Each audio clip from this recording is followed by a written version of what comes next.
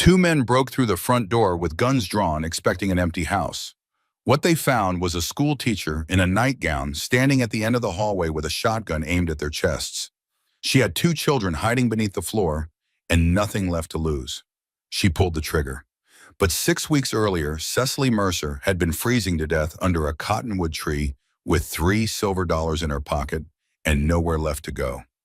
The wind came across the Montana plains like something sent with purpose.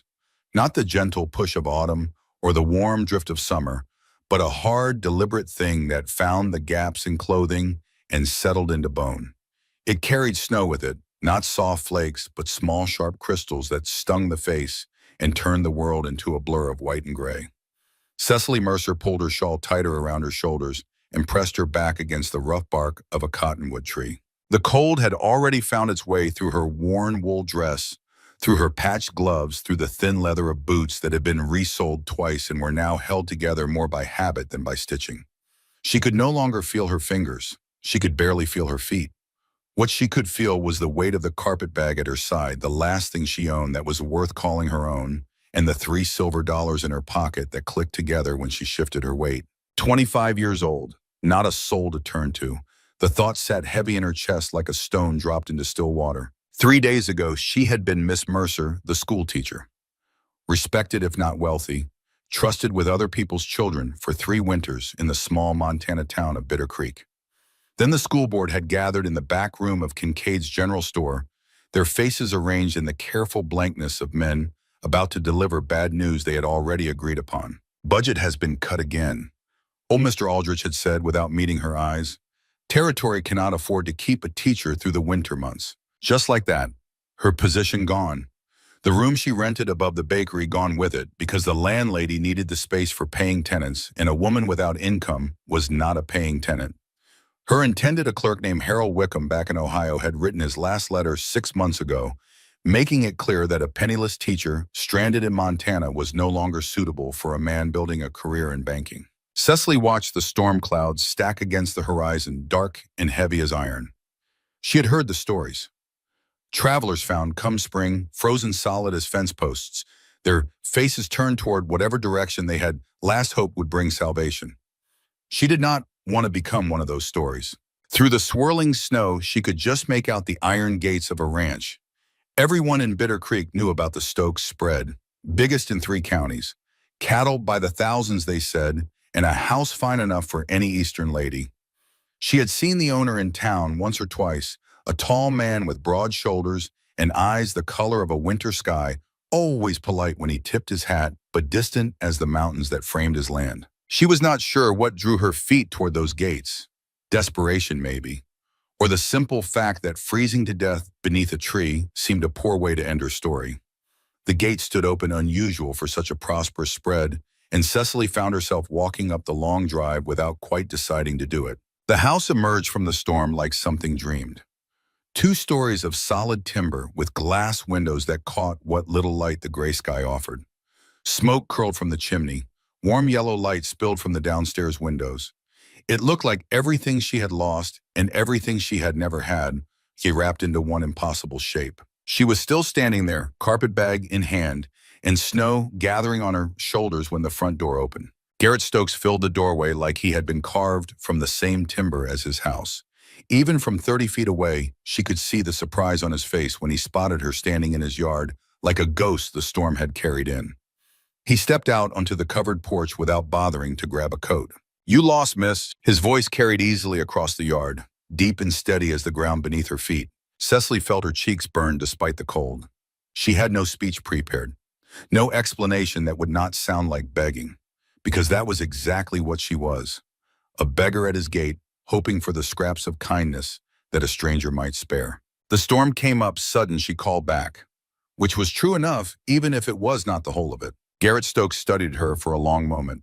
His eyes moved from her threadbare coat to the carpet bag she clutched like a lifeline to her face, which she knew was red from cold and tight with the effort of holding herself together. Then he stepped down from the porch and walked toward her, his boots making deep prints in the fresh snow. "You are the school teacher," he said when he was close enough to speak without shouting. It was not a question. Was Cecily corrected, lifting her chin despite the way her voice wanted to shake. Position was eliminated this week. He nodded slowly like this did not surprise him much. Figured as much when I saw you walking up the drive with everything you own in that bag. The words landed like a slap, not because they were cruel, but because they were true.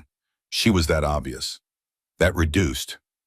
Everything she had become could be measured by the dimensions of a single carpet bag. Storm is getting worse, Garrett continued, glancing at the sky where the clouds had thickened into a solid wall of iron gray.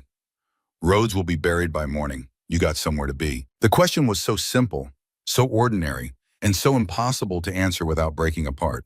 Not particularly, she managed. They stood in the falling snow, two strangers taking each other's measure across a distance that was not physical, but was vast all the same. Then Garrett turned toward the house. Coffee is on the stove. House is warm. A person could freeze to death before making it back to town in this. It was an offer, but more than that, it was an acknowledgement of exactly how desperate her situation was delivered without pity or judgment. Just the practical kindness of one human being toward another. Cecily followed him inside. The warmth hit her like a wall when the door opened. She stood in the entryway and took in the house that the women of Bitter Creek spoke about in reverent tones. Polished wood floors, a staircase curving up to the second story. Solid furniture, well-made, built to last. But what struck her was not what was there. It was what was missing. No flowers in vases, no embroidered cushions, no lace curtains or decorative touches of any kind. The house was clean enough, but stark. Functional. Like a barn that happened to have nice furniture in it. A house where a woman had once lived and a man had been trying to keep going without her. Boys, Garrett called out, hanging his hat on a peg. Come meet our guest. The sound of running feet came from deeper in the house. Two small faces appeared around the corner of the sitting room. The older boy was 7 or 8, with his father's strong jaw and serious eyes that looked like they had been studying the world too long and too hard for someone his age. The younger one, maybe 5, had softer features and hair that stuck up in every direction as if it had its own opinions about grooming. This is Miss Mercer, Garrett told them.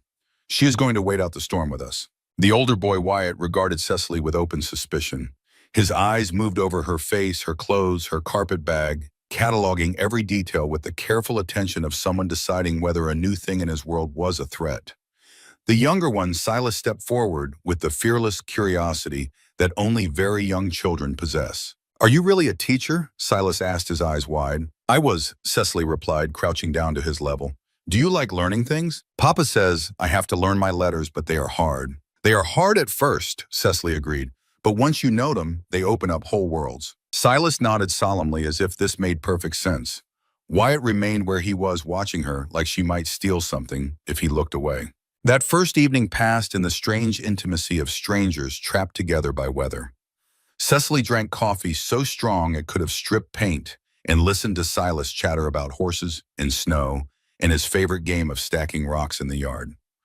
Wyatt ate his supper in silence, his eyes moving between Cecily and his father, with an expression far too knowing for a child of 7. Garrett was courteous but measured the way a man is when he has decided something and is waiting for the right moment to say it. The storm buried the world that night. 2 feet of snow, drifts halfway up the fence posts. The road to town became an unbroken white expanse that might as well have been an ocean for how crossable it was. The next morning, Garrett poured her coffee and looked at her across the kitchen table with the direct, unhurried gaze of a man who had spent years making decisions about land and livestock and understood that sometimes the best negotiations began with silence. I've got a proposition for you, he said. Cecily set down her cup. I need a wife, not for romance or any of that foolishness, but for practical reasons. Someone to keep house help with the boys, make sure there is hot food on the table and clean clothes in the drawer. Winter is coming hard and I cannot manage it all alone. She stared at him, certain she had misheard. A business arrangement, Garrett continued, his voice steady, as if he were discussing the price of cattle. You need shelter and security. I need help running this place. We could make it work. Cecily felt the world tilt beneath her. Men did not propose marriage to women they barely knew, especially not men like Garrett Stokes, who owned more land than most people would see in a lifetime and could have had his pick of willing women from here to Helena. The boys need a mother, he said. They are good children, but they are running wild without a woman's influence. Wyatt still remembers his mother. Silas barely does, and I need a partner, someone I can count on. Outside, the wind shrieked against the house. Cecily thought of the $3 silver in her pocket, of the long winter ahead, of the very real possibility that she would not survive it without help. It would not be a real marriage, Garrett added, as if reading the alarm on her face. Separate rooms, separate lives in many ways. Just two people helping each other through. Why me? She asked quietly. Garrett considered this. You are educated. The boys could use that. You are alone, which means you would be committed to making this work. He paused. And you are desperate enough to say yes. The brutal honesty of it took her breath away. No pretty words, no false promises, just the truth laid out plain as winter morning. She did not say yes that day. She turned the proposition over in her mind through another night of wind and cold, and the sound of Silas laughing somewhere in the house, and Wyatt's careful footsteps outside her door, checking to see if the stranger was still there. She thought about what her life would become in this house, cooking for a man who barely knew her name, washing clothes for children who might never accept her, living as a stranger in a home that would never truly be hers. Then she thought about the alternative, the cold, the hunger, the absolute certainty that winter in Montana would kill a woman alone with $3 silver and no prospects. The next morning, she found Garrett at the kitchen window watching the white world outside. If I said yes, she said it would be for them as much as for me. Those boys need more than I can give them in a few days. Garrett nodded. They do. And you would really let me set up a school, teach lessons here. House is big enough. Could set up a proper room upstairs. The casual way he accepted her conditions surprised her. Most men would have refused to let their wife work even if the work was only teaching. Then yes, Cecily said. The words felt strange coming out of her mouth, but not as strange as she had expected. I will marry you, Mr. Stokes. He did not smile, did not show any particular emotion, just nodded as if she had agreed to help with the harvest. The wedding took place 4 days later when the roads had cleared enough for Reverend Aldridge to make the journey from town. The elderly preacher sat stiffly in the front parlor with his Bible clutched in weathered hands, casting disapproving glances between Garrett and Cecily. This is highly irregular, he said for the second time. Marriage is a sacred institution. The ceremony itself was mercifully brief. Cecily repeated words that felt foreign on her tongue, promising to honor and cherish a man she had known for less than a week. When the Reverend pronounced them husband and wife, there was an awkward moment that ended with Garrett pressing his lips to hers in a kiss so formal and brief it might have been a handshake. Opal Kincaid, the only witness, a solid woman with gray-streaked hair and the kind of face that had stopped trying to be pretty 30 years ago and settled for honest, squeezed Cecily's hand and whispered, Welcome to the family, Mrs. Stokes. And if you need anything at all, you come to my store. Silas launched himself at Cecily with such force she nearly lost her balance.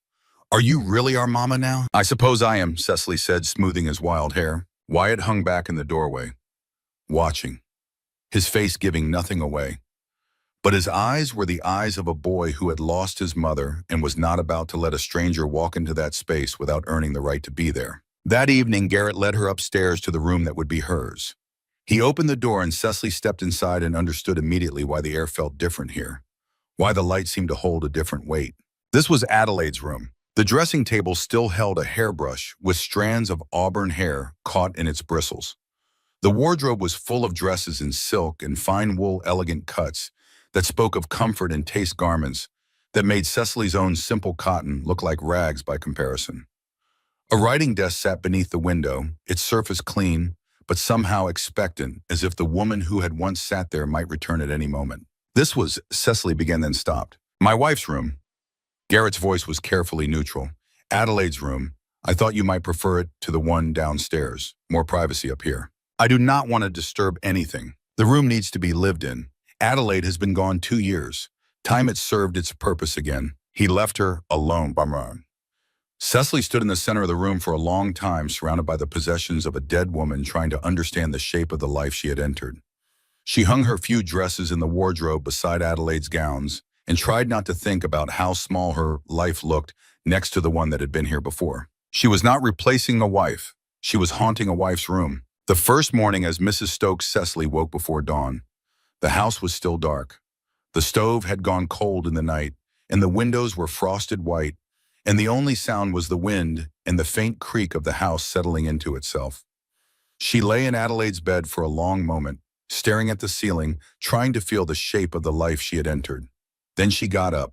She dressed in the dark, She went downstairs and lit the stove and started the coffee, and by the time Garrett came in from the barn, stamping snow off his boots, the kitchen was warm and the table was set, and a plate of eggs and biscuits sat waiting. He stopped in the doorway, looked at the table, looked at her, said nothing, but he sat down and ate every bite, and when he left for the day, he paused at the door and said coffee was good. It was not much, but it was a beginning. The first weeks passed in a blur of small discoveries and careful navigation.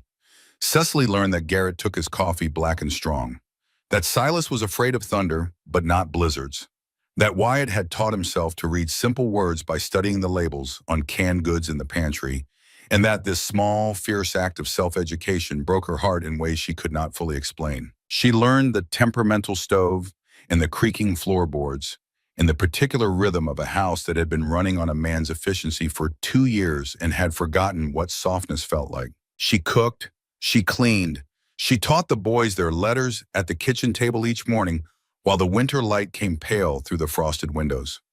Silas took to the lessons with delight, sounding out words with the concentration of a boy diffusing something explosive.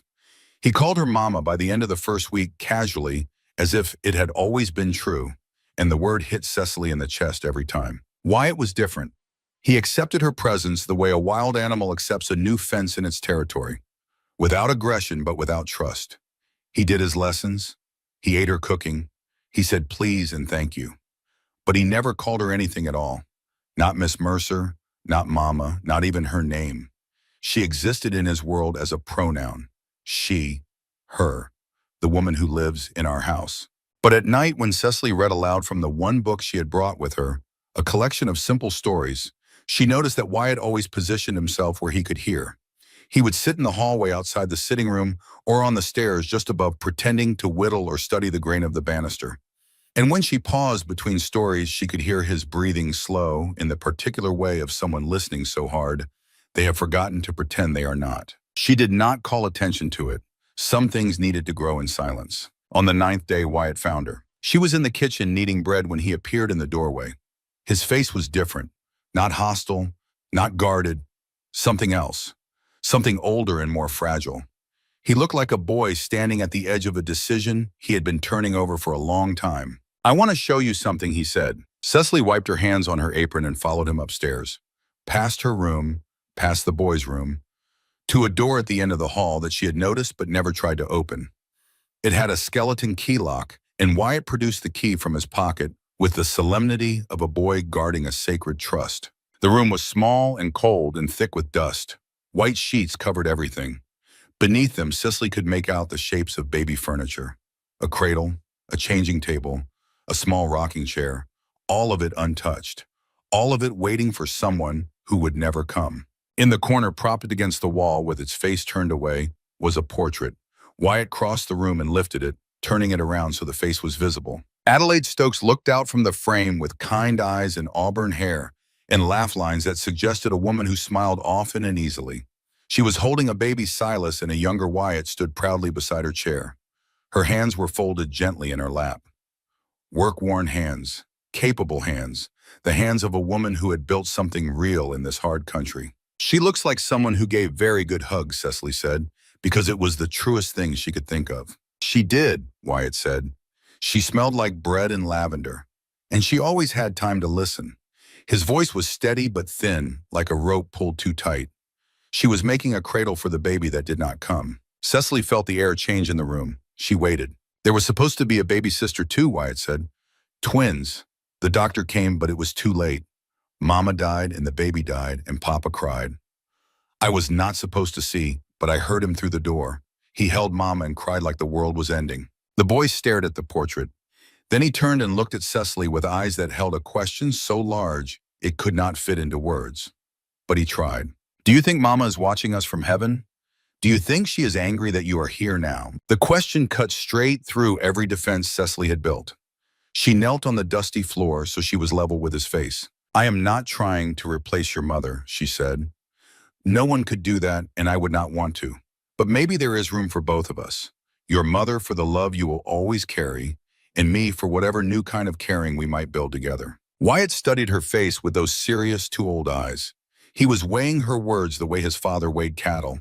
measuring their substance, testing for deceit. You promise you will not leave, even when it gets hard. I promise. He placed the portrait back against the wall face forward this time, so Adelaide could watch over the room she had prepared for the child she never held.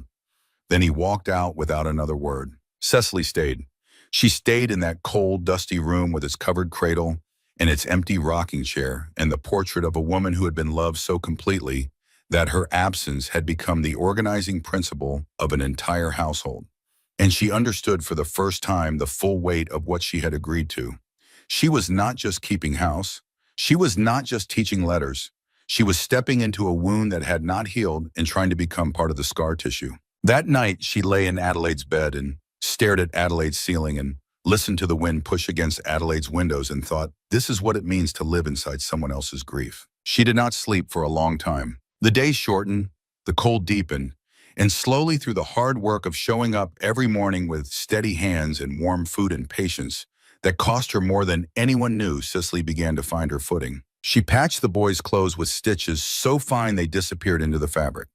She learned which draft to close at midnight and which to crack at dawn. She taught Silas to write his name and watched his face light up like a lantern when the letters formed something he recognized. She left books where Wyatt could find them and pretended not to notice when they moved. She scrubbed the kitchen floor until the wood showed its original grain pale and smooth under decades of boot prints and spilled meals. She organized the pantry, which had been maintained by a man's logic, meaning everything was accessible, but nothing was in order. She mended the curtain in the sitting room that had been hanging by 3 threads since before her arrival using fabric from the hem of her own petticoat because there was no spare cloth in the house. On the 12th day, she baked bread. Real bread, not the hard biscuits and cornmeal that had been the household staple since Adelaide died. She used the last of the yeast she had found in the back of the pantry, coaxed it to life with warm water and sugar, and spent the afternoon kneading and waiting and kneading again. The smell filled the house like something remembered.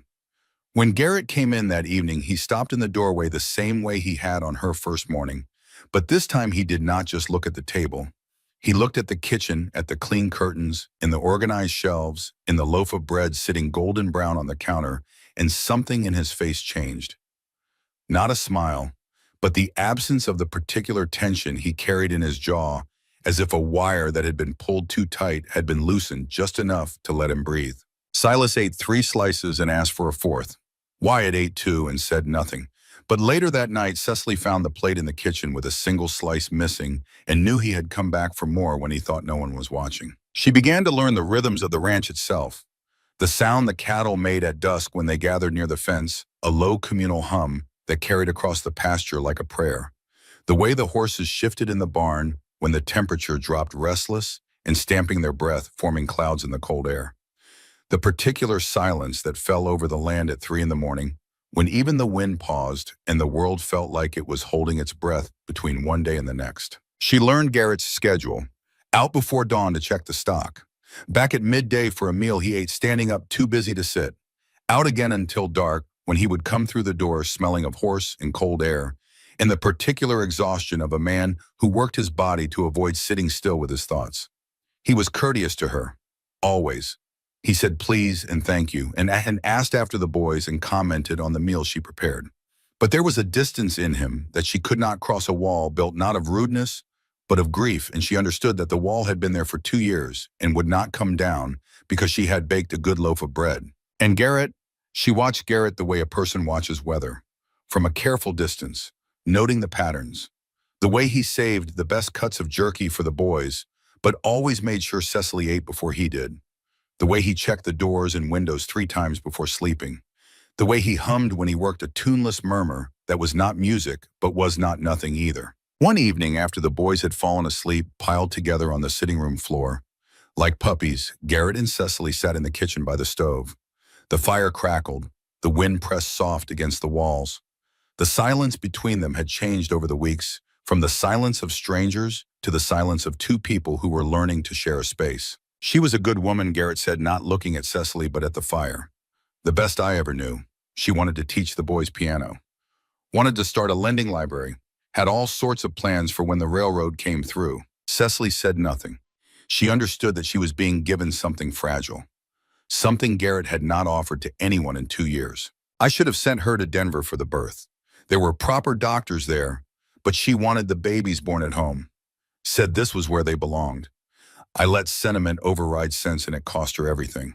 His voice did not break, but something in it bent the way metal bends before it snaps. You could not have known, Cecily said quietly. Could I not? He stared at his hands. A man is supposed to protect his family. That is the one thing, the only thing. And I failed at it. The fire popped and sent a shower of sparks against the stove door. Cecily wanted to reach across the space between them and touch his hand. She did not. The boys need to talk about her sometimes, Cecily said instead. They need to know it is safe to remember. Garrett was quiet for a long time. Then he stood and pulled on his coat and went out to the barn without another word. Cecily watched him go. She cleaned the kitchen. She banked the stove.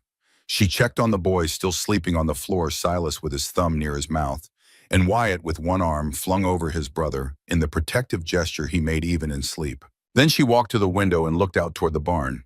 A single lantern burned inside.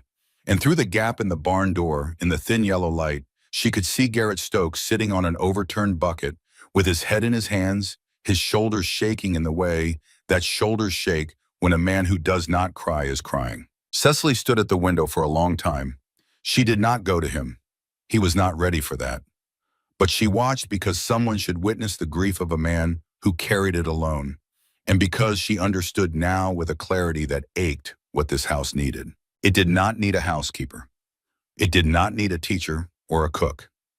It needed someone to tell Garrett Stokes that keeping his dead wife's memory alive and letting himself love again were not opposite things, that the door did not have to be locked, that the portrait could face forward. She was not that person yet.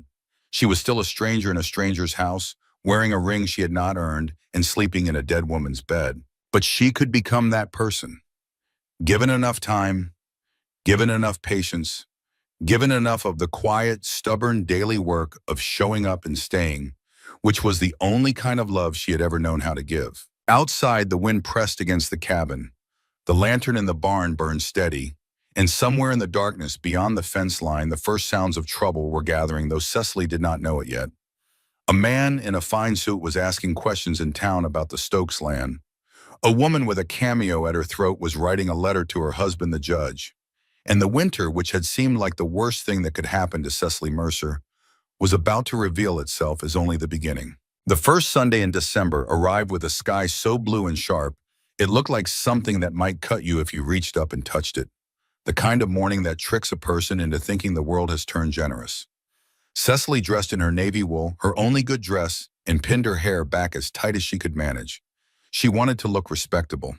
She needed to look like she belonged. Garrett had announced the night before that they would attend church services in town. It was not a request. It was the kind of statement a man makes when he understands that avoiding a thing only gives it power, and that the whispers circling their marriage would grow louder if they hid from them. The ride to town was cold and quiet. Wyatt sat beside his father on the driver's bench, his face set with the serious expression he wore whenever the world was about to demand something from him. Cecily rode in the back with Silas, who chattered happily about seeing friends at church and did not seem to notice that his new mother's hands were trembling beneath the blanket. Bitter Creek's church was a simple wooden building with a bell tower that could be heard for miles across the plain. As their wagon approached, Cecily could see other families arriving, their breath forming clouds in the cold air, their greetings carrying the easy warmth of people who had known each other for years. Every one of those conversations stopped when the Stokes wagon pulled up. Cecily felt the weight of every gaze as Garrett helped her down. The whispers started before her feet touched the ground, sharp and quick, and carried on the cold air like the hiss of water hitting hot iron. Quick work, was it not? Poor Adelaide, not cold in her grave. School teacher thinks she has landed herself quite a prize. Cecily lifted her chin and took Silas's hand and followed Garrett toward the church doors. The crowd parted around them, not rudely, worse than that, politely, the way people make room for something they want to watch from a safe distance. Inside the church, the scrutiny intensified. Cecily could feel eyes tracking their every movement as they made their way to the Stokes family pew, the same pew where Adelaide had once sat holding her babies and singing hymns in a voice that people still spoke about with the reverence usually reserved for angels and the recently dead. The sermon was about charity and Christian kindness. The irony was not lost on Cecily. But the real trial began after the service, when the congregation gathered outside for their weekly social hour, and Cicely found herself standing at the center of attention she had never wanted and could not escape. The woman who approached first was not large in stature, but she occupied space the way a general occupies a battlefield. Cordelia Brandt was 50 years old, slim as a fence rail, dressed in dark blue wool, with a cameo brooch at her throat that she touched whenever she wanted to remind people of her standing. Her husband was Judge Ira Brandt, the only judicial authority within 80 miles. This made Cordelia not merely an opinion in Bitter Creek, but the opinion, the voice that other voices follow the way water follows the path of least resistance. She was flanked by two women from the church auxiliary who moved with her like attendants. Behind them, at a careful distance, stood a boy of 9 or 10, with his mother's narrow face and his mother's way of looking at people as though measuring them for a coffin. "Mrs. Stokes," Cordelia said. The name came out of her mouth like something she had found on the bottom of her shoe. "How are you finding married life, such a change from the schoolhouse?" "Different," Cicely replied carefully, "but rewarding. I am sure it must be. Such a lovely home. And of course the security that comes with marrying so well." Cordelia let the word security do the work of a knife, sliding it between Cicely's ribs with a smile that never wavered. "We were all so fond of Adelaide, you know. She was the heart of this community. Organized the church socials, led the ladies' auxiliary, brought soup to every sick family within 20 miles. Such enormous shoes to fill." The women behind her nodded and murmured the way a choir responds to a hymn they have rehearsed. "She was practically a saint," one of them added. "When my youngest was born, Adelaide sat with me for 3 days straight. Mrs. Whitfield always said Adelaide had the biggest heart in Montana," said the other. Cicely stood very still. She recognized what was happening. She was being measured against a ghost, and the measuring had been designed so that she would always come up short. No living woman could compete with a dead one, because the dead had the permanent advantage of never being able to disappoint. "She sounds like a remarkable woman," Cicely said. "The boys speak of her with such love." Cordelia's eyes sharpened. "Do they? And how are the poor dears adjusting to having a stranger suddenly thrust into their mother's place?" The word stranger hit like a stone thrown at close range. Cicely opened her mouth to respond, but before she could form the words, a small voice cut through the circle of women like a blade through silk. "She is not a stranger." Silas had appeared at Cicely's side. He slipped his hand into hers and looked up at Cordelia with the absolute fearlessness of a 5-year-old who does not yet understand that some adults are dangerous. "She is our new mama. She teaches us letters, and she knows how to tie sailor knots, and she makes pancakes every Saturday morning." The women looked surprised. Cordelia recovered quickly, arranging her face into an expression of practiced sympathy. "Well, children do adapt quickly to new circumstances. They do," said a voice from behind the circle, and Cicely turned to see Opal Kincaid approaching with the determined stride of a woman who had decided it was time to stop watching and start speaking. "And Cicely here has done wonders with those boys. You should see how much young Silas has learned in just a few weeks." But Cordelia was not a woman who relinquished ground. "Oh, I am sure Mrs. Stokes is adequate in her domestic duties. It is just that some of us remember when this family was the heart of our community. Adelaide gave so much of herself, such big shoes to fill." Then Cordelia's son stepped forward. The boy had been listening with the particular attention of a child who has learned that his mother's battles are also his, and he spoke with the casual cruelty that children learn when cruelty is modeled for them daily. "My mother says she only married Mr. Stokes for money," the boy announced to no one in particular, and everyone in general. "She says she does not really care about those boys at all." The churchyard went silent. The kind of silence that comes when something has been said that cannot be unsaid, when the air itself seems to hold its breath. Cicely felt the blood drain from her face. She felt every eye on her. She felt the ground tilt and her vision narrow, and the old familiar panic rise in her chest. The panic of a woman who has been publicly reduced to something less than she is and has no power to fight back. Then Wyatt spoke. He had been standing behind his father near the wagon, but now he walked forward into the circle with the deliberate steps of a boy who has decided something and will not be turned aside. He stopped beside Cicely and looked at Cordelia's son with the steady gaze of a child who has seen real grief and has no patience for manufactured cruelty. "She does too care about us." His voice was quiet, but it carried across the yard like a bell. "She makes our breakfast every morning and reads us stories at night. She fixed my torn shirt without even being asked. She taught Silas to write his name. And she makes Papa smile sometimes. Real smiles, not just polite ones." The words fell into the silence like stones into a well. Cecily felt her throat close. She looked down at Wyatt, this serious boy who had kept her at arm's length for weeks, who had never called her by name, who had watched and waited and withheld judgment like a small, solemn judge in a courtroom of one. And here he was, standing beside her, choosing her, in front of everyone. Garrett stepped forward. His voice was quiet, but it carried the weight of a man who owned more land than anyone present and who did not raise his voice because he had never needed to. I think Garrett said, looking directly at Cordelia's son, that you need to be more careful about what you listen to. His gaze moved to Cordelia, and I think the adults responsible for filling young ears with gossip might want to consider the example they are setting. Cordelia's face flushed red. Her mouth opened and closed and opened again. Then she turned on her heel and walked away, her attendants following like a wake behind a ship. But Cecily saw the look in Cordelia's eyes as she turned. It was not embarrassment. It was not shame. It was the cold, focused fury of a woman who had been publicly humiliated and who would not forget it. A woman who had connections and influence, and a husband who held the power of law. A woman who had just been given a reason to turn her considerable energies toward destruction. The ride home was quiet. Halfway back to the ranch, Cecily felt a small hand reach for hers in the back of the wagon. She looked down. Wyatt was sitting beside her. He did not look at her, did not say a word, just held her hand briefly and firmly and then let go. It was enough. It was more than enough. The days that followed the church incident carried a strange quiet. Cecily went about her work with the same steady hand she always brought to it, but she felt the shift in the household like a change in the weather. Wyatt began sitting at the kitchen table during lessons instead of listening from the hallway. He still did not call her by name. He still held himself at a careful distance.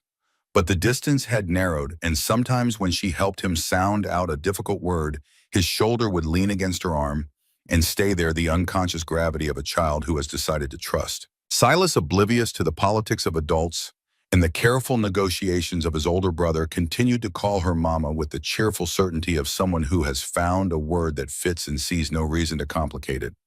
He brought her things, rocks from the yard, feathers from the chicken coop, a piece of bark that he said looked like a horse if you held it sideways. Each offering was presented with the solemn expectation that she would understand its importance, and she did, because she understood that a 5-year-old boy who brings you treasures is a boy who has decided you are worthy of them. Garrett noticed the change in his sons. Cecily could see it in the way he watched them at supper. His eyes moving between the boys and the woman who sat at the other end of his table, reading something in their faces that confirmed a decision he had made weeks ago during a blizzard. He did not comment on it directly. That was not his way. But one evening he left a package on the kitchen counter. Wrapped in brown paper, inside was a bolt of blue cotton fabric, practical and sturdy, the kind used for everyday dresses. "For you," he said, when she looked at him. "You have been wearing the same 2 dresses since you arrived. Winter is long." The gesture was practical. Entirely practical.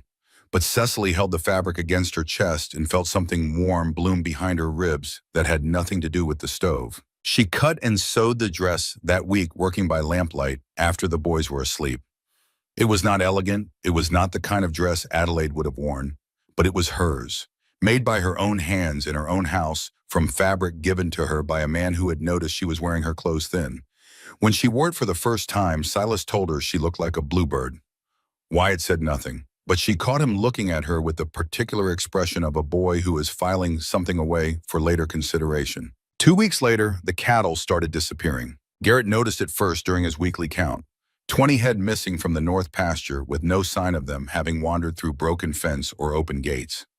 The animals were some of his best breeding stock, worth more than most families in Montana saw in a year. Could be wolves, offered Ned Fenton, Garrett's most trusted ranch hand, though his voice made it clear he did not believe his own suggestion. Been a hard winter. Maybe they are getting desperate. Ned Fenton was a weathered man of 40 with sun-cracked hands and the careful squint of someone who had spent his life reading landscapes for signs of trouble. He had worked for Garrett for 6 years longer than anyone else on the spread, and he had the loyalty of a man who respected the person he worked for and saw no reason to pretend otherwise. He was also, Cecily had noticed, the first of the ranch hands to treat her with cool suspicion when she arrived and the last to warm to her presence.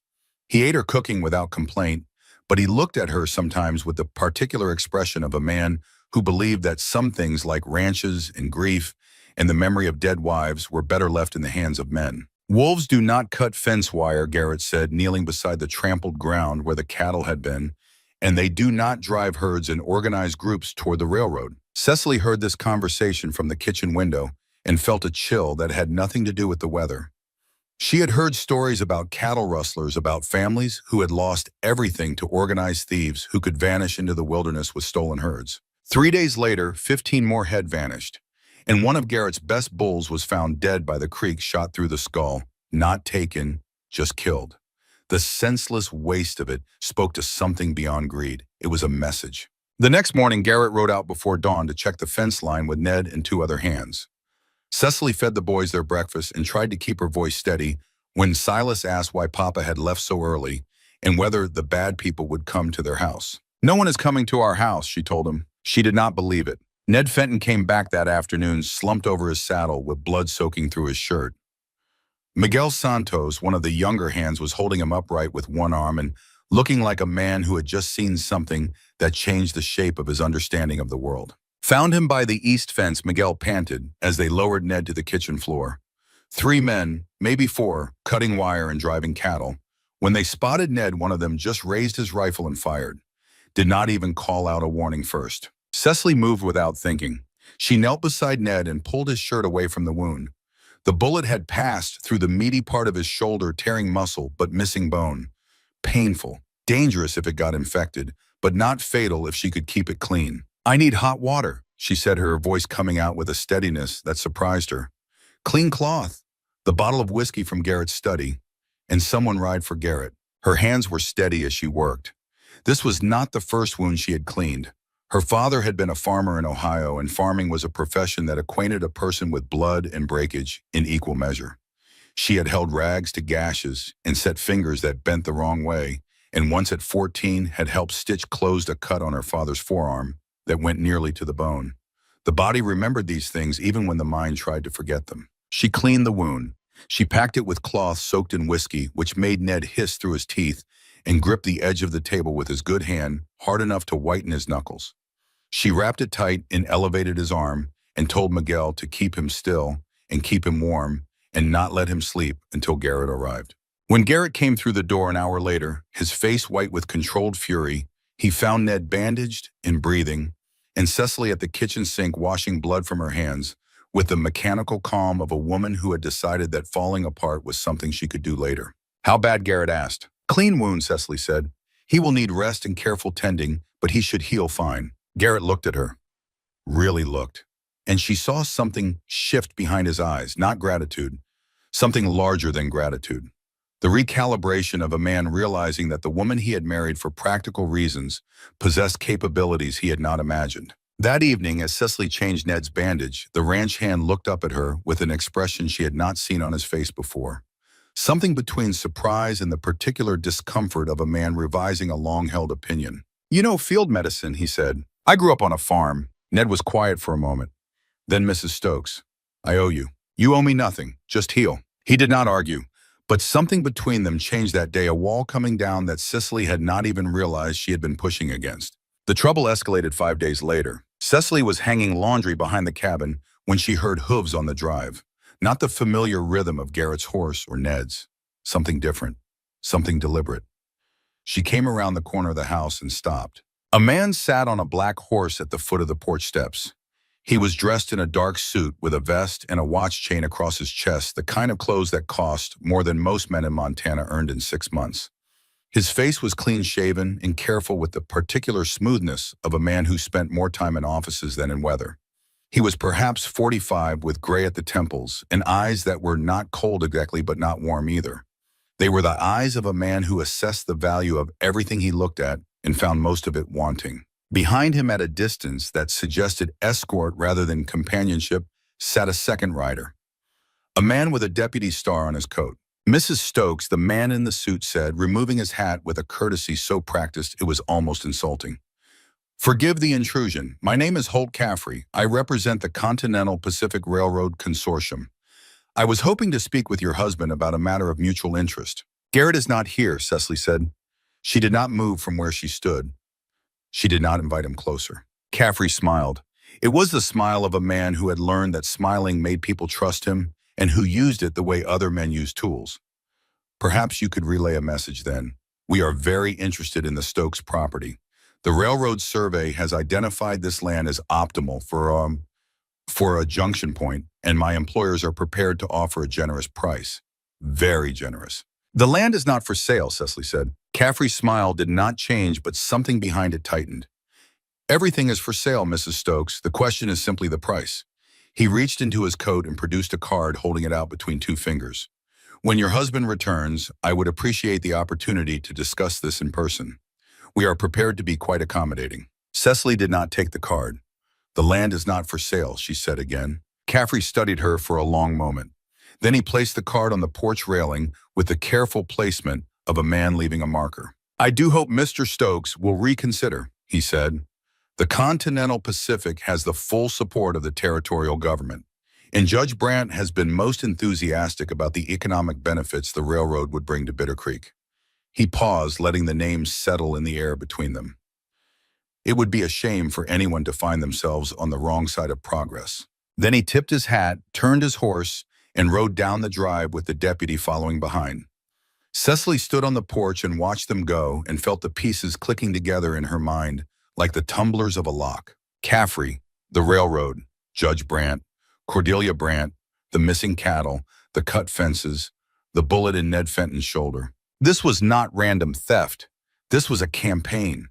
And the woman who had humiliated Cecily at church and the man who had just smiled at her from his expensive horse were connected by something more than coincidence. She told Garrett everything when he returned that evening. He listened without interruption, his jaw working in the slow, deliberate way it did when he was holding something back. When she finished, he sat at the kitchen table for a long time, staring at his hands. Caffrey, he said, I have heard the name. He has been buying up land options across 3 counties for an eastern syndicate. Anyone who will not sell has a way of losing cattle or losing barns to fire or losing their nerve. What do we do? Cecily asked. We protect what is ours. The attack came on a Thursday night, 2 weeks before Christmas, during a storm that screamed through the valley and turned the world into a wall of white noise. Cecily woke to the sound of gunfire and for one terrible moment thought she was dreaming.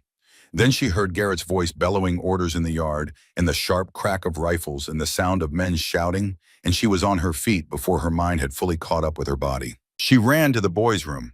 Wyatt was already sitting up, his eyes wide in the darkness. Silas was somehow still asleep, curled in a ball with his thumb near his mouth. What is happening? Wyatt whispered. Bad men are trying to steal our cattle, Cecily said, forcing her voice into the calm, steady tone she used when teaching a difficult lesson. Your papa and the ranch hands are fighting them off. I need you to be very brave and help me with Silas. Wyatt nodded. He was 7 years old and he moved with the focused efficiency of a boy who had learned that fear was something you could feel and still act through.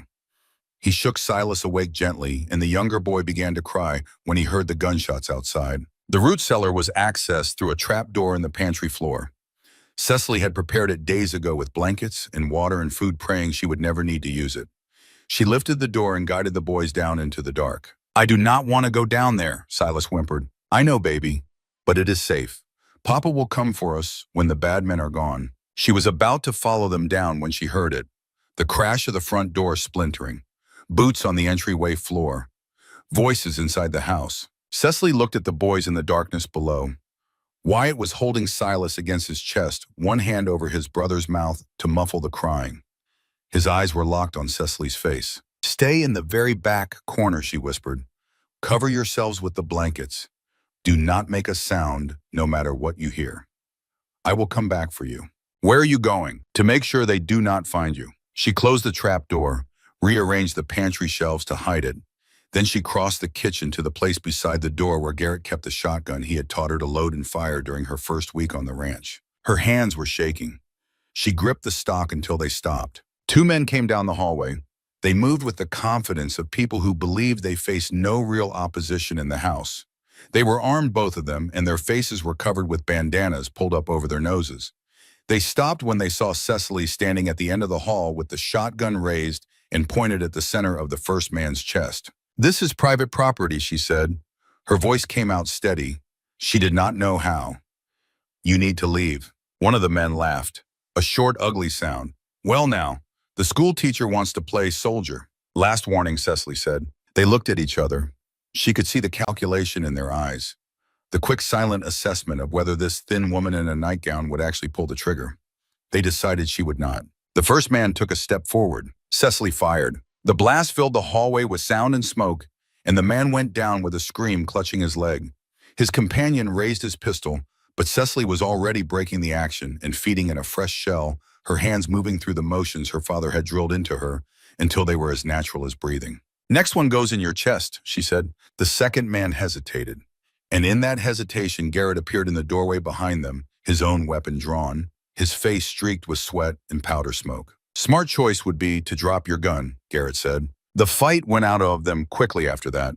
The wounded man groaned on the floor. His companions surrendered without further resistance. Garrett tied them both while Cecily stood with the shotgun still raised, her arms beginning to shake, the adrenaline that had carried her through the last 5 minutes, draining out of her like water through a cracked vessel.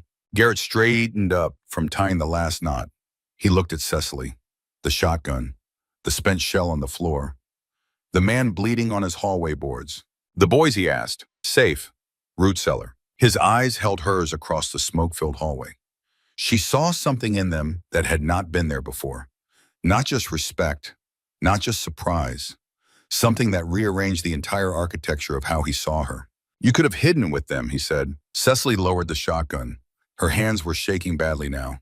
Her legs felt like they might give out, but she stood. They are my children, she said. This is my home. And in that moment, standing in a hallway that smelled of gunpowder and fear, something fundamental changed between them. Garrett Stokes looked at the woman he had married for practical reasons and saw her clearly for the first time. Not the desperate school teacher who had stumbled to his gate in a blizzard, not the convenient solution to his domestic problems, not the replacement for a ghost. He saw Cecily, just Cecily, a woman who had put herself between danger and his children without hesitation, a woman who had chosen this family not because she had no other options, but because she had decided somewhere in the weeks of quiet work and small kindnesses and difficult silences that this was hers, that they were hers, and that she would defend them with everything she had. That night, after the men had been secured in the barn to wait for the marshal, after the boys had been brought up from the cellar and wrapped in blankets by the stove, after Silas had finally stopped trembling, and Wyatt had finally let go of his brother's hand, Cecily sat on the kitchen floor with her back against the wall and her arms around both boys and let herself feel the fear she had not allowed herself to feel when it mattered. Her hands would not stop shaking. Her arms ached from holding the shotgun. There was a ringing in her ears that would not go away, the ghost of the blast she had fired in the narrow hallway. She could smell the gunpowder, still sharp and acrid, mixed with the smell of blood and the cold air that poured through the broken front door. Silas slept against her chest, his breathing finally, even his small fingers curled into the fabric of her nightgown. He had cried for 20 minutes after they brought him up from the cellar, a hard, frightened crying that came from somewhere deeper than tears, and Cecily had held him and rocked him and told him over and over that it was safe now, that the bad men were gone, that Mama was here. She did not know when she had started calling herself that. It had come out of her mouth without permission, as natural as breathing, and Silas had gripped her tighter, and his crying had slowed and eventually stopped. Wyatt leaned into her side with his eyes closed. He had not cried. He had not spoken since they came up from the darkness. He had simply attached himself to her side like a barnacle to a hull and refused to let go. His body was rigid with the particular tension of a child who has been terrified and is pretending not to be, and Cecily could feel his heartbeat through his shirt, fast and hard, and gradually slowing. And from across the room, Garrett watched them. His face was bruised where someone had hit him. His knuckles were raw and split from the fighting. One sleeve of his shirt was torn, but his eyes were soft in a way that Cecily had never seen before. He sat in the chair by the stove with his arms on his knees and his hands hanging between them, and he looked at the woman on his kitchen floor holding his children, and he did not try to hide what was on his face. When Garrett finally spoke, his voice was rough, quiet, stripped of the careful distance he had maintained since the day they met. Cecily, she looked up. When did you start thinking of us as your family? She did not have to think about the answer. I am not sure there was a single moment. It happened while I was not looking, teaching Silas his letters and feeling proud when he got one right. watching Wyatt try to whittle a horse from a stick and wanting to help him, listening to you talk about the ranch and realizing I cared whether the plans worked out. She paused. And tonight, when I heard those men in the house, the only thought in my head was keeping them away from the boys, away from you. Garrett did not move, did not cross the room, did not reach for her. But something crossed his face that was unmistakable even in the dim light of the stove. Then the moment passed. The stove crackled. Silas stirred in his sleep, and the two of them sat in their separate corners of the kitchen, closer than they had ever been, and still not close enough. The consequences arrived 3 weeks later, wrapped in legal language and delivered by a man in a suit. Cordelia Brandt had filed a petition with the territorial court. The document hand-delivered to the ranch by the same deputy who had escorted Caffrey on his visit requested a formal investigation into the living conditions of Wyatt and Silas Stokes. It cited the attack on the ranch as evidence that the children were being raised in an unsafe environment. It questioned the fitness of their stepmother, a woman of no means and no family connections, who had entered the household under irregular circumstances. It requested that the court consider whether the children would be better served by placement with a suitable family in town. The petition bore the signature of Cordelia Brandt and 6 other women from the church auxiliary. The hearing was scheduled for January 14th before Judge Ira Brandt, Cordelia's husband. On the same day, a second document arrived. A filing from the Continental Pacific Railroad Consortium, represented by Holt Caffrey, requesting territorial authorization to seize the Stokes property under the doctrine of eminent domain for the purpose of constructing a railroad junction deemed essential to the economic development of the territory. Both cases, same hearing, same judge. Cecily read the documents twice. Then a third time, she read them the way she had once read textbooks, carefully analytically looking for the structure beneath the words and the intent behind the structure. She was a teacher. She knew how language worked. She knew how to take apart a sentence and find what it was really saying underneath the polished surface. The petition used the word welfare 7 times. It used the word unsuitable 3 times. It used the word irregular twice each time, referring to the circumstances of her marriage. It never once used the word love. It never once mentioned the fact that Silas had learned to read under her instruction, or that Wyatt had smiled more in the past 2 months than in the previous 2 years, or that both boys were clean and fed and healthy and sleeping through the night without nightmares for the first time since their mother died. The eminent domain filing was different. It was larger, more formal, padded with survey data and economic projections and letters from territorial officials who had probably never set foot on the land they were so eager to take. It used the phrase public good 11 times as if repetition could make a lie true. Cecily read the documents at the kitchen table while Garrett stood at the window with his back to her and his hands gripping the frame. The boys were in the next room.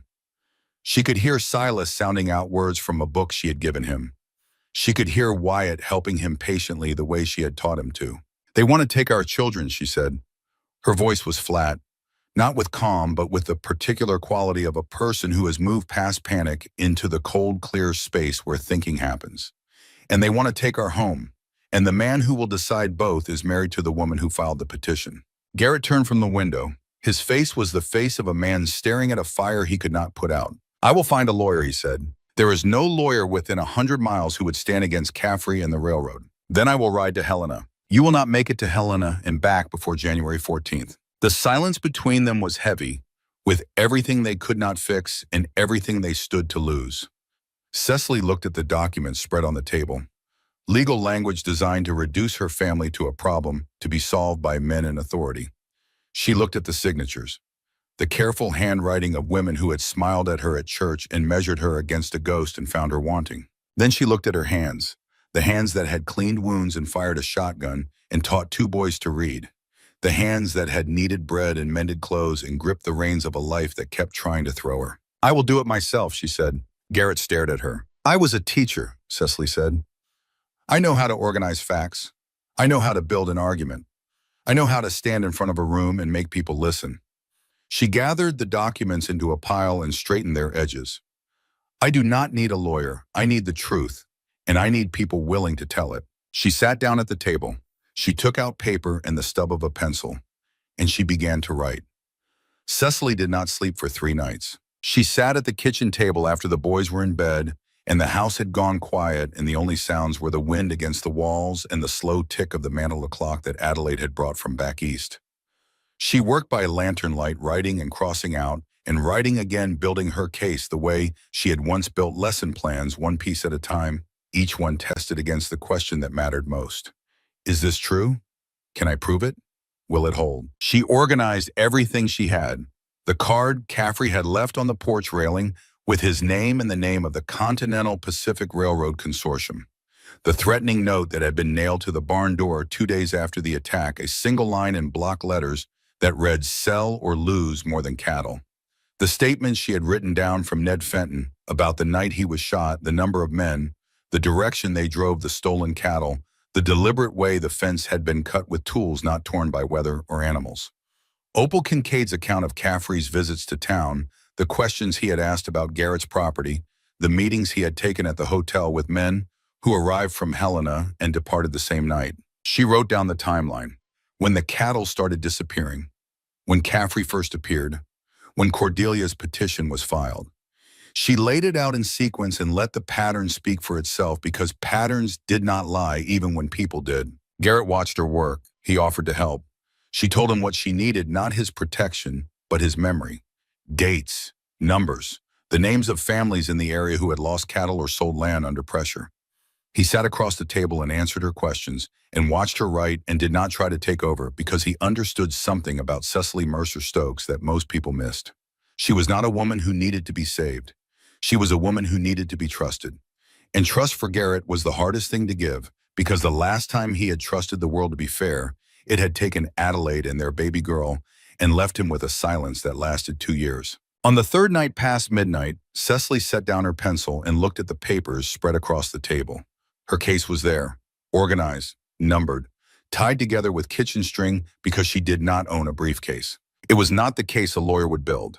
It had no citations or legal precedents or formal language designed to impress a judge. It was the case a teacher would build. Clear, logical, built on evidence that could be seen and touched and verified by witnesses who had nothing to gain from lying. She did not know if it would be enough. She knew it was everything she had. The night before the hearing, Cecily tucked the boys into bed. Silas fell asleep quickly, the way children do when they do not yet understand that tomorrow might change everything. But Wyatt lay with his eyes open, staring at the ceiling. "Are you scared?" he asked. Cecily sat on the edge of his bed. She considered lying. She considered telling him that everything would be fine, and that there was nothing to worry about, and that the world was a fair place where good people always won. But Wyatt was 7 years old, and he had already lost his mother, and he had watched his father cry through a closed door, and he deserved better than comfortable lies. "Yes," she said, "I am scared." Wyatt was quiet for a moment. Then he reached out and took her hand. His fingers were small and cold, and he gripped with the fierce determination of a child who has decided that holding on is the most important thing he can do. "I will go with you," he said. "I will tell them." "Tell them what?" "That you are our family. That you stayed when it got hard. That you promised." Cecily felt her throat close. She leaned down and pressed her forehead against his. His hair smelled like soap and the cold air that clung to everything in winter. "You do not have to speak in court," she whispered. "I know," Wyatt said. "But I want to, because it is true." She held his hand until he fell asleep. Then she went downstairs and sat at the table one more time and looked at her papers and thought about truth and power and the distance between them. She thought about Adelaide, who had died in this house and whose memory still lived in every room. She thought about Garrett, who had offered her a transaction and given her a family. She thought about Wyatt, who had fought against her for weeks and was now willing to stand before a judge and call her his own. She straightened the papers one last time, tied the string tight, set them by the door. Then she went to the window and looked out at the dark. Somewhere beyond the fence line, the mountain stood black against a sky full of stars. The land stretched away in every direction, vast and silent and indifferent to the small dramas of the people who tried to own it. It did not care about courts or contracts or claims of eminent domain. It simply existed, and the people who lasted on it were the ones who learned to exist alongside it. Cecily pressed her hand flat against the cold glass. She could see her own reflection, faint and transparent, laid over the dark landscape like a ghost. But she was not a ghost. She was here. She was real. And tomorrow she would stand in a courtroom and fight for the life she had built with nothing but the truth and the people willing to tell it. She turned from the window. She banked the stove.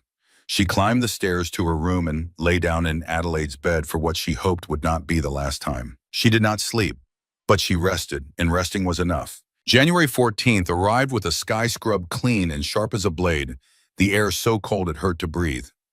A morning that offered sunlight without warmth, the kind of light that illuminates everything and forgives nothing. Cecily, dressed in her navy wool pressed the night before with a heated iron, her hair pinned tight, her boots cleaned of mud. She looked in the mirror and saw a woman who looked older than 25, marked by months of work and worry, and a kind of toughness that had nothing to do with hardness. She looked like exactly what she was, a woman who had walked into a blizzard with nothing and was still standing. Garrett appeared from the barn in a clean shirt with his collar scrubbed, and his boots shined for the first time since Cecily had known him. He had trimmed his beard and combed his hair, and the effect was startling. Not handsome in the way that word is usually meant, but something better. Solid. Present. A man who had put on his best because the moment demanded it, and who wore it without apology. The boys sat in the back of the wagon. Wyatt was dressed in his cleanest clothes, his hair combed flat by Cecily's careful hand. Silas clutched a piece of bread and watched the trees go by with the bottomless curiosity of a child who did not understand that the world was about to decide whether he could stay with the only mother he remembered having. Ned Fenton met them at the edge of the trail. His shoulder was still stuffed beneath his coat, and he moved with the careful economy of a man conserving his strength for a specific purpose. He was wearing a coat that looked like it had been brushed for the first time in its life. His hat was new, or at least newer than the one he usually wore. His face was freshly shaved and pink from the razor. Cecily looked at him. "You do not have to do this," she said. Ned shifted in his saddle. He was not a man built for gestures or speeches. What came out of him came out rough, like words pulled from hard ground. "I watched you fix my shoulder when I was bleeding all over your kitchen floor. I have eaten your cooking when I know for a fact you went without so the rest of us could eat. Those boys are clean and laughing and alive because of you. If the court needs someone to say that, I will say it." They rode to town together, a wagon, 2 horses, 3 children, and 3 adults who had nothing in common except the belief that the truth told plainly and without flinching might be enough to stand against money and power and the particular cruelty of people who use the law as a weapon. The courthouse sat on the south side of the town square, a plain building of white painted wood with a flat roof and a flagpole where the territorial colors hung limp in the windless morning. It was the most official building in Bitter Creek, which was not saying much, but it had a gravity that came from the things that happened inside it.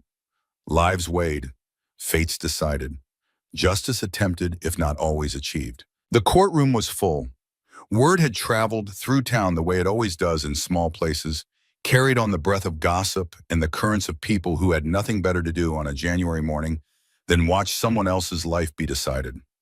Ranchers and shopkeepers filled the benches.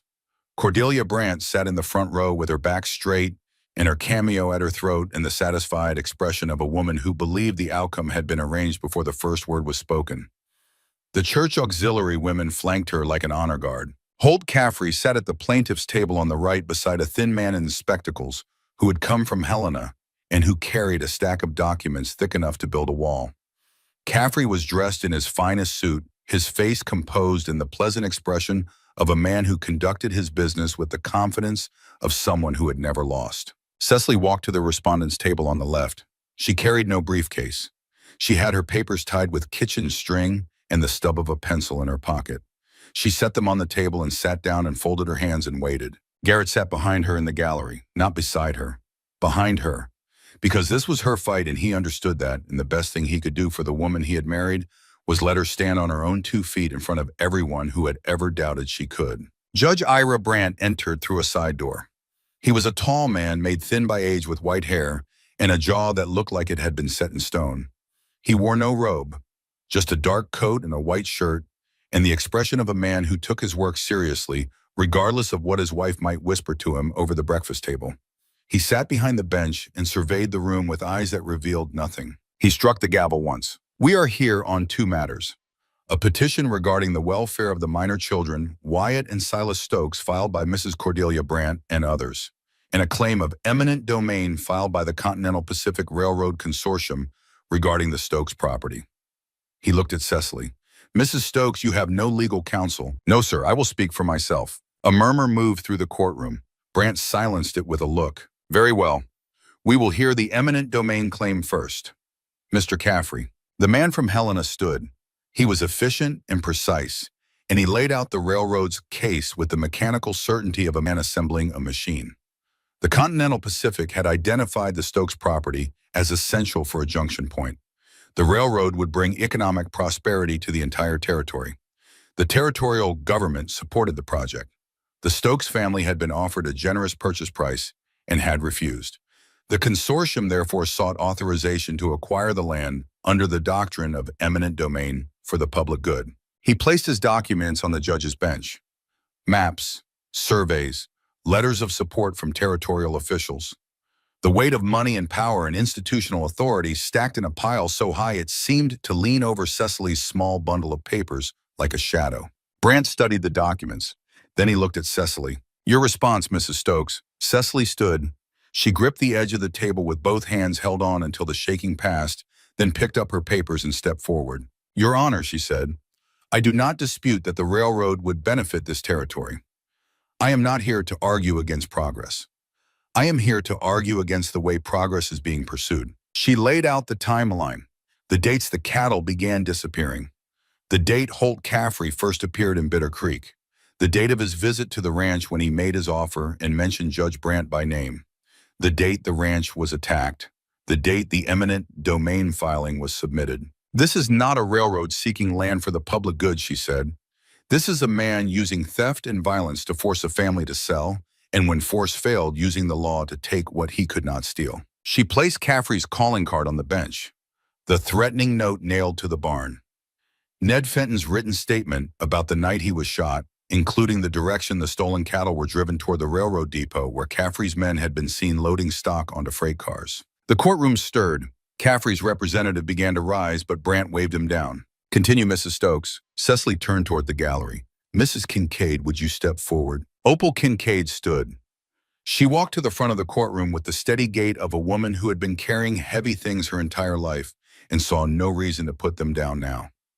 She faced the judge. Mrs. Kincaid, Cecily said, how many times has Mr. Caffrey visited Bitter Creek in the past 4 months? 11 times that I know of, Opal said. He stays at the hotel and takes meetings in the back room. Twice he met with men who arrived from Helena on the evening stage and left before morning. 3 times he was seen at the Brant residence. She paused, and in the pause the courtroom held its breath. And twice, Opal continued, he was seen with Mrs. Cordelia Brant at the hotel. In the afternoon, without Judge Brant present. The room erupted. Cordelia's face went white. Her hands gripped the edge of her seat. The women beside her exchanged glances that said they had suspected something and were now watching it confirmed. Brant struck his gavel. Order. The courtroom quieted, but the damage was done. The connection between Caffrey and Cordelia had been laid bare, and with it the possibility that the petition regarding the children and the eminent domain claim were not 2 separate legal matters, but 2 weapons wielded by the same hand. Cecily did not pause. She turned to the second matter. Your Honor, she said, the petition filed by Mrs. Brant claims that my stepchildren are living in an unsafe environment. It cites the attack on our ranch as evidence. But the attack on our ranch was carried out by men working for Mr. Caffrey, the same man whose eminent domain claim Mrs. Brant's petition conveniently supports. The danger to my children was not caused by neglect. It was caused by the people sitting on the other side of this courtroom. She placed the petition on the bench beside the eminent domain filing. Mrs. Brant did not file this petition because she is concerned about Wyatt, and Silas, Cecily said. She filed it because I embarrassed her at church, because her son repeated her gossip in public and my family called it what it was, and because Mr. Caffrey needed a way to pressure my husband that went beyond stolen cattle and bullets. Cordelia stood. That is a lie, she said, her voice high and tight. I have the welfare of those children at heart. Everyone in this town knows that Adelaide Stokes was my dear friend, and to see her children raised by a woman of no standing, no family, no. Mrs. Brant, the judge said, sit down. Cordelia sat, but her eyes found Cecily's across the courtroom, and what lived in them was pure and concentrated hatred. Brant looked at Cecily. Is there anyone else who wishes to speak to the welfare of these children? Doc Barnett stood. He had been sitting in the 3rd row, his medical bag on the floor beside his feet, looking like a man who had been carrying something heavy for a long time and had finally decided to set it down regardless of what it cost him. He was 62 years old, thin as a broomstick, with hands that shook slightly and eyes that were steady and clear. "Your Honor," he said, "I have something to add." "Approach." Doc walked forward. He stood before the bench and straightened his back as if the act of standing up straight was itself a declaration. "Last spring, a family named Pritchard owned a spread 12 miles east of here. Good land, well watered. Holt Caffrey made them an offer to buy. They refused. 2 weeks later, their barn burned in the night.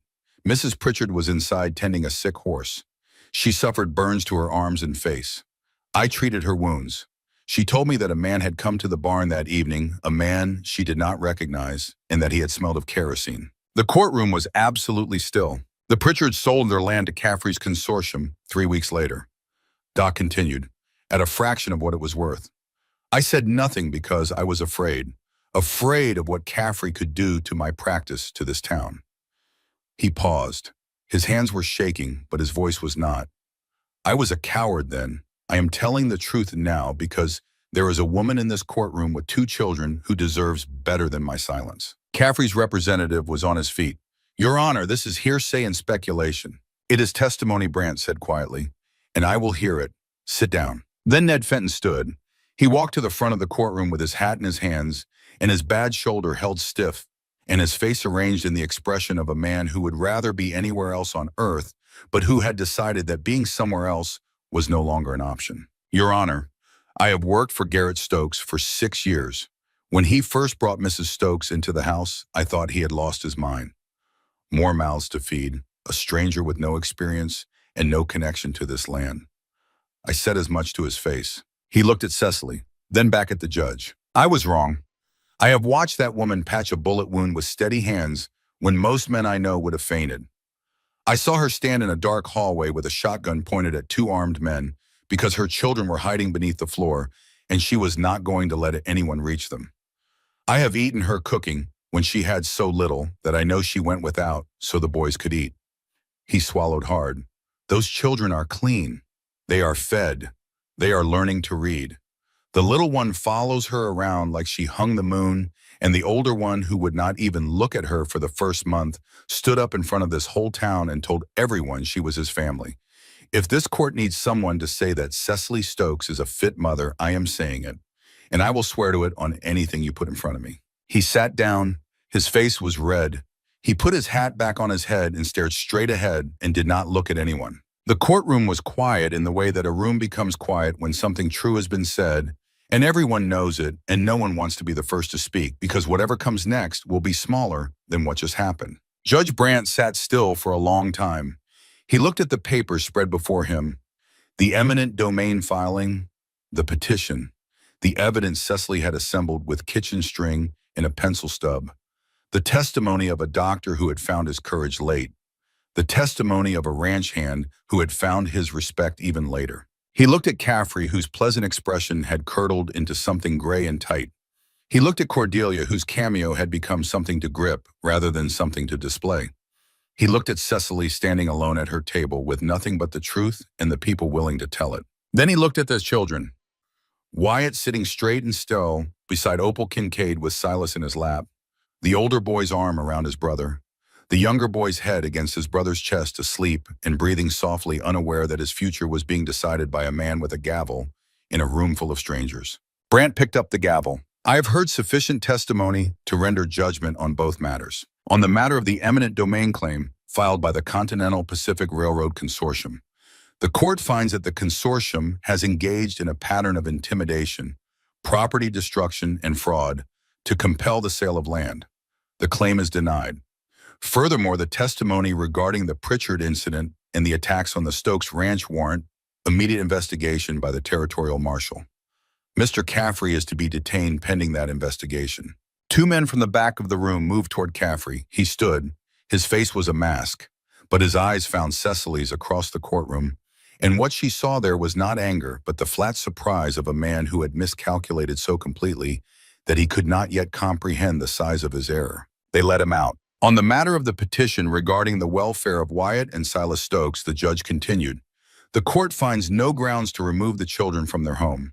Mrs. Stokes has demonstrated continuous and competent care for these children under extraordinary circumstances.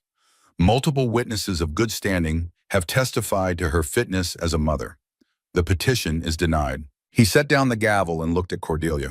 Mrs. Brandt, the evidence presented today raises serious questions about the relationship between the petition you filed and the interests of Mr. Caffrey.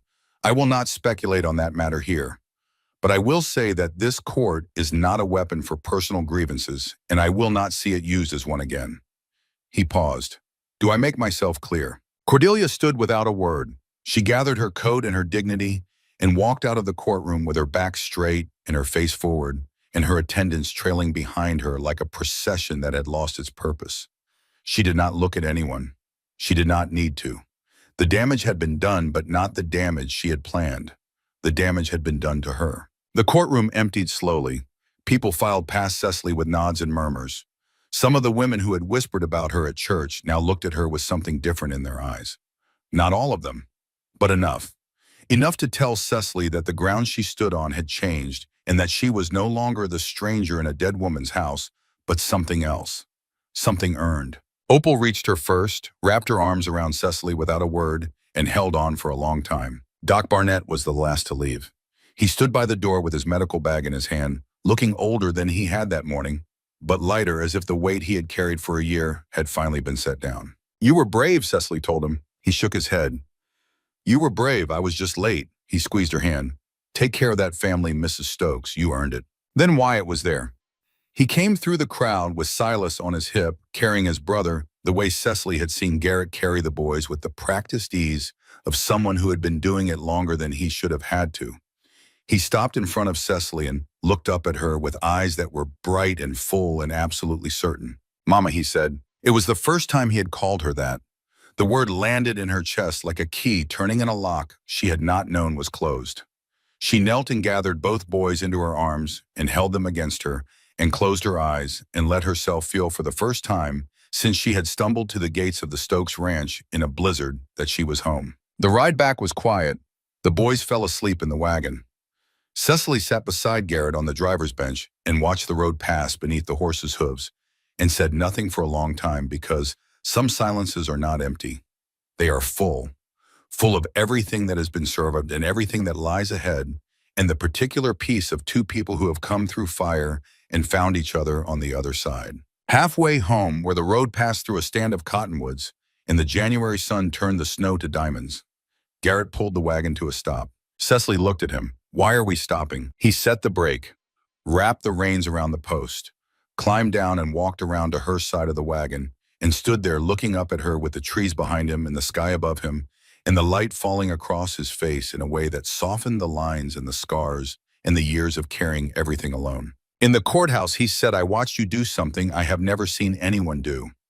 You stood in front of a room full of people who doubted you, and you told the truth so clearly and so completely that the truth was enough. You did not need a lawyer. You did not need money. You did not need me. You needed yourself, and you were enough. Cecily did not move. I married you because I needed help, Garrett said. That was the truth, but it is not the truth anymore. He paused. Somewhere between watching you teach my sons to read and watching you stand in my hallway with a shotgun and watching you build a legal case at my kitchen table with a pencil stub and kitchen string, I fell in love with you. Not with the idea of having a wife again. With you.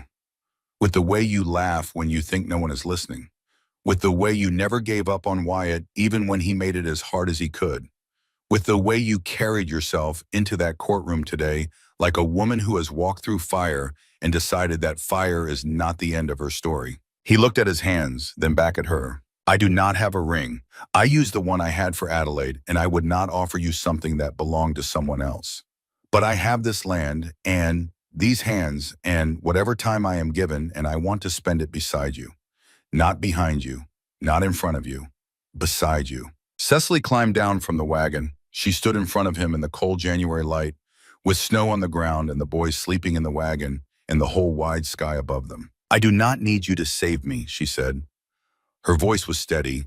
Her eyes were clear. I know, Garrett said. You saved yourself. I watched you do it. I need you to stay. I am not going anywhere, not ever. She reached up and put her hands on his face, rough palms against rough skin, and kissed him. Not the formal press of lips that had sealed their first wedding. Something real.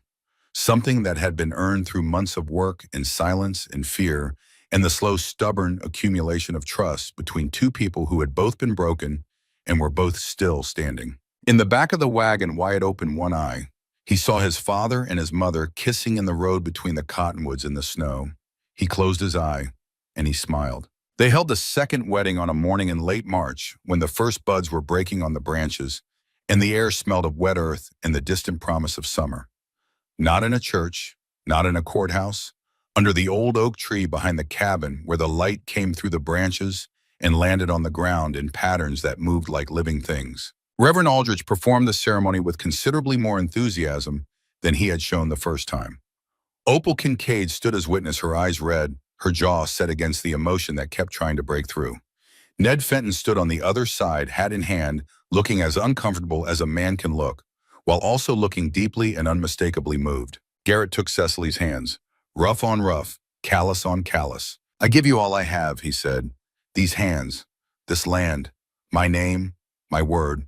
I will never leave." Cecily spoke. Her voice was clear as the creek that ran behind the property. "I have known loss," she said. "I have known the kind of silence that fills your bones and makes you wonder if you will ever hear anything again. But with you, I hear life. I hear my children laughing.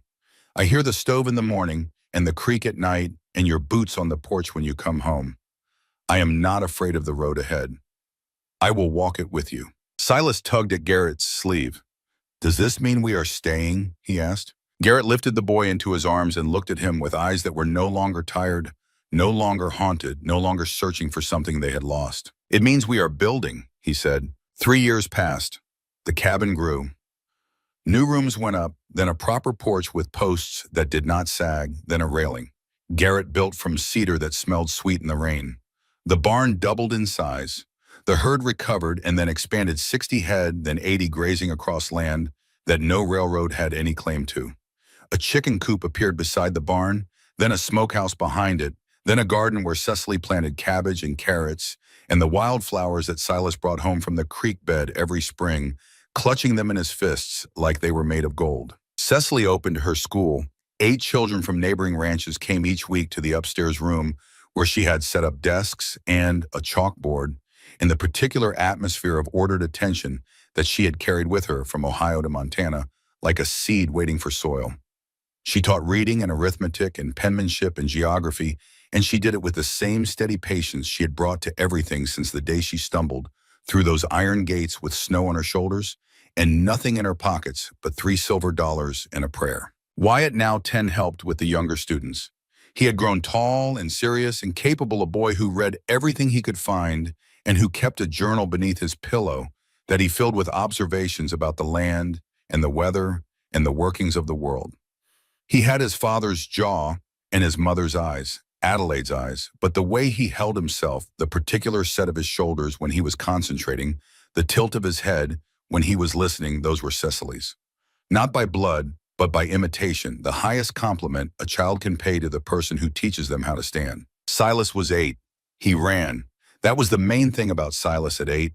He ran everywhere through the yard, around the barn, down to the creek, with the dog that Garrett had found as a pup, a shaggy thing with no breeding, and boundless enthusiasm that matched the boy's own. Silas had no memory of a time before Cecily. She was simply Mama, the way the mountains were simply mountains, a permanent feature of his landscape that he could not imagine being without.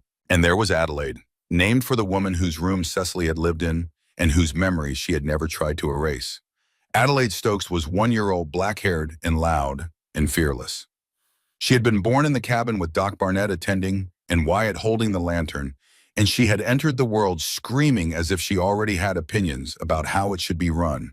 She had Garrett's broad hands and Cecily's stubborn chin, and a laugh that came from somewhere so deep and so joyful that it made everyone who heard it stop what they were doing and listen. The portrait of the first Adelaide now hung in the hallway, not hidden in a locked room, but displayed where the family could see it. Cecily had suggested it. Garrett had agreed. And Wyatt, who had once asked whether his mother was angry about the new woman in her house, now walked past the portrait each morning and said, "Good morning, Mama," the way a boy speaks to someone he loves who is simply in another room. Cordelia Brandt had not spoken to Cecily in 3 years. Cecily did not mind. Some doors were better left closed. Holt Caffrey had been sent to the territorial prison after the investigation revealed a pattern of fraud and arson stretching back 5 years across 3 counties. The railroad, when it finally came to Bitter Creek, took a different route entirely, one that did not cross Stokes land, and the junction that Caffrey had insisted was essential turned out to be nothing of the kind. Ned Fenton still came each season. He brought his wife, now a quiet woman named Ada, and their son, and he greeted Cecily with a nod that contained the entire history of a man who had been wrong about someone and had spent years making up for it. Opal Kincaid still tucked extra sugar into Cecily's grocery bag, still squeezed her hand over the counter, still said for the children with a wink that both of them understood meant something larger. On a warm evening in late spring, Cecily stood at the cabin door and watched her children play in the yard. 3 of them now. 3 voices, 3 sets of running feet, 3 reasons to wake up each morning and keep building. Wyatt was teaching Silas how to throw a rope, standing behind his brother and guiding his arm through the motion with the patient authority of a boy who had learned something well and wanted to pass it on. Baby Adelaide sat on a blanket in the grass watching a butterfly with the focused intensity that only very young children bring to the business of discovering the world. The sun was low. The light was golden.